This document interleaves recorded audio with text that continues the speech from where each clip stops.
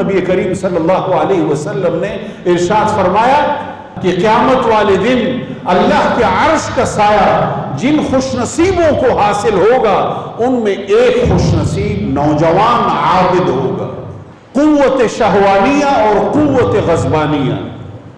شہوت کی قوت اور غضب کی قوت، غصے کی قوت، ان دو قوتوں سے نفس تشکیل پاتا ہے، اور یہی دو قوتیں ہیں جو نفس کو بناتی ہیں اور پھر نفس انسان کی گمراہی کا سبب بنتا ہے۔ تو یہ وہ عمر ہے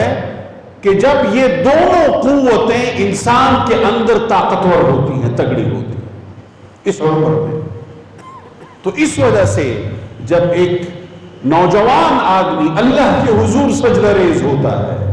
اور ایک نوجوان جب اللہ کی بندگی کرتا ہے، شہوت کو ترک کرتا ہے، اپنے غصے کے اوپر قابو پاتا ہے، اور اسی وجہ سے حضور نبی کریم صلی اللہ علیہ وسلم نے ارشاد فرمایا کہ قیامت والے دن اللہ کے عرش کا سایہ جن خوش نصیبوں کو حاصل ہوگا ان میں ایک خوش نصیب نوجوان عابد ہوگا۔